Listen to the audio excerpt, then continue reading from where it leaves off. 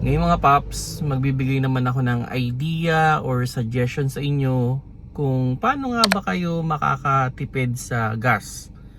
Lalo ngayon nagbabanta yung mataas na fuel at syempre may mga pagkakataon na hindi maiiwasan na kailangan talaga nating gumamit ng sasakyan. Lalo sa amin na talagang ito yung way of earnings namin na gumamit ng kotse. At ngayon, magbibigay ako sa inyo ng konting idea, no? Actually, mga basic idea lang to para kahit pa paano makatipid tayo sa fuel. O pagkakwentuhan lang naman natin kung paano nga ba makakatipid sa fuel. Well, para sa akin, number one dyan, syempre, yung proper maintenance. So, kung naka-fully maintain yung inyong sasakyan, for sure na mas matipid yan sa gasolina. Kasi halimbawa, nag-change oil o maganda naman yung kondisyon ng oil. So kung maganda yung kondisyon ng oil sa inyong sasakyan, mas maganda yung movement ng mga parts natin dyan o mas magaan yung kanilang movement. So ibig sabihin nun, pwedeng mas less din yung gas na makukonsume natin.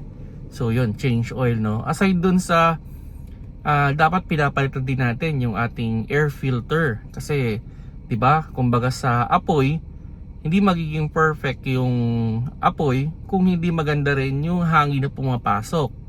So, kung sakali mang medyo clog na o madumi na yung inyong air filter, palitan nyo na rin para siguradong maganda yung hangin, magaan yung takbo ng sasakyan ng makina, no? So, maayos yung combustion, so pwedeng matipid din tayo sa fuel. Aside dun sa, syempre yung paggamit din. So, syempre kung sakali man as much as possible, dapat laging naka-eco. Yan, kung makikita nyo sa dashboard ninyo, pag below 2,000 RPM yung apak natin sa gas, pag tumatakbo tayo, nakailaw yung eco. So, sana i-maintain lang natin yun. Kumbaga, walang heavy acceleration. Let the car roll lang. Kumbaga, pitik-pitik lang ang apak sa gas. Yan, then wag din yung puro harurot kasi ang tendency harurot ka, pepreno mo rin naman. So anong sense? So nagko-consume ka lang na mas maraming gas. Aside dun sa syempre pag tayo ay nagpapagas, hanapin din natin kung saan tayo mas komportable, no? Yung sa tingin natin mas nakakatipid din tayo. So kasi may mga sabi nila, no, although may mga magsasabi dyan na pag itong brand ang ginagamit ko, mas matipid ako, or halimbawa ganitong klase ng gasolina or diesel yung ginagamit ko, mas matipid yung kotse ko. Kung sa tingin niyo doon kayo nakakatipid, edi okay. Kumbaga doon na kayo magpagas at yun na rin yung igas ninyo. Kasi minsan depende rin kasi doon sa driving habit nung driver yung gas, no, na maganda para sa kanila.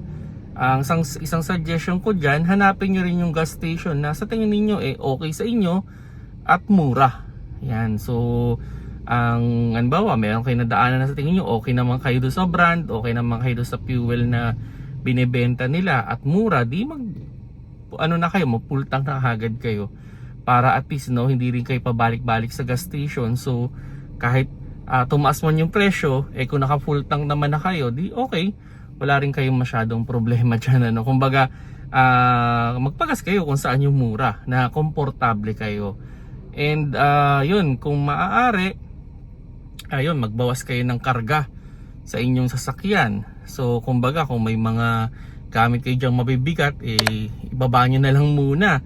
Kung may isang sakong bigas kayo dyan, baba nyo na lang muna, no? Kasi syempre pag mas magaan yung sasakyan, mas magaan din yung kumbaga yung takbo ng sasakyan natin. Aside dun sa yung hangin ng gulong.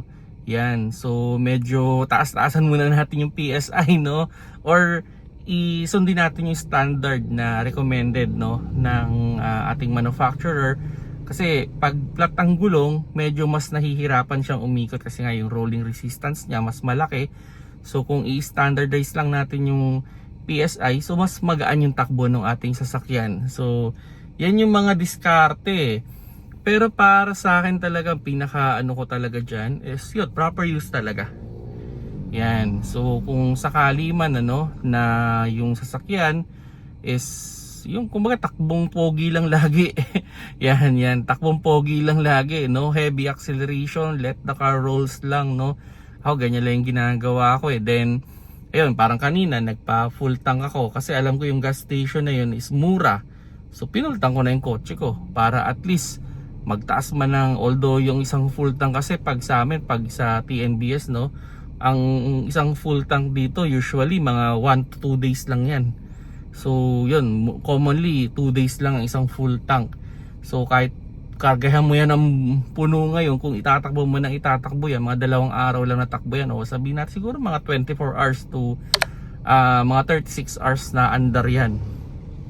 So yun yung ano yan. Then syempre yun, unload muna ng mga mabibigat yan. Yan yung ano. And yun nga, syempre may mga magsasabi dyan, wag na daw munang bumiyahe. Uy, yun, tama naman yun, diba? Kasi makakatipid nga naman kayo kung hindi nyo patatakbuhin yung sasakyan, no? O huwag mo nang gamitin, maglakad na lang, gumamit daw ng e-bike. Ayan, well, tama naman yun, ano, pero may concern din kasi ako dyan sa mga ano no, yung halimbawa gamit kayo ng ibang mode of transportation, no, talagang mas okay yun, ano, halimbawa yun, kung sa tingin niyo mas makakatipid kayo sa pag sakay sa public transport, di okay, di ba? Yun yung mga way natin, ano, para makatipid, no? At yun, meron din pala ngayon yung tinatawag na price lock. Yan, no? Yung may isang gas station na nag-o-offer ng ganyan, yung tinatawag nilang price lock, na i-search niyo kung paano yung sistema, kasi hindi ko pa talaga personally siya nagagamit, pero matagal ko na yung naririnig na kumbaga kung magkano mo binili yung gas, hindi na siya tataas.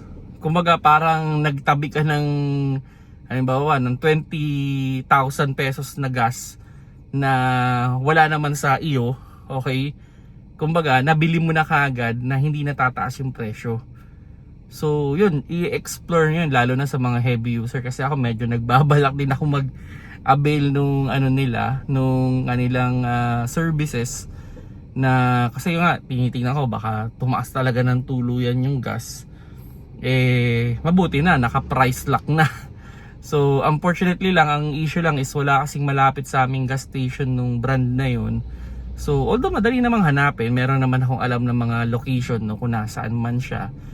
Pero kung ano, kung heavy user talaga kayo, yun, pag-aralan niyo yung price lock na yun, which is good, no? Kasi ang sabi doon, hindi daw tataas yung presyo. Kumbaga kung binili mo lang ng 50, kahit umabot pa daw yan ng, sabihin na natin, ng 70, hindi na daw aakyat yun. Hanggang 50 lang yun kasi doon mo siya nabili. So yun yung isa sa mga diskarte siguro, no, na pwede nating gawin. Kumbaga hindi rin naman kasi ideal na mag hoard tayo ng gasolina or diesel, kasi mamaya magkaroon ng sunog. So hindi recommended yan, ano? Lalo na kung hindi naman doon sa suited na lagayan. So much better na yun, tingnan natin tong option na to, tong price lock na yan. So yun yung mga diskarte, ano? Kwentuhan lang naman to, hindi natin kailangan maging sobrang technical. So parang kumbaga suggestion ko lang to, although sobrang basic nga nito. Naisip ko parang basic ko naman yata to, alam na nito ng mga tao, pero kinuwento ko lang sa inyo para at least, no, makita nyo rin yung mga option ninyo kung paano ba tayo makakatipid sa fuel, lalo ngayon na tumataas yung presyo. Kung nagustuhan nyo yung video, paki-like na lang mga paps, at you can share this video especially sa mga taong heavy user ng gasolina, no? Paano nga ba makakatipid sa fuel.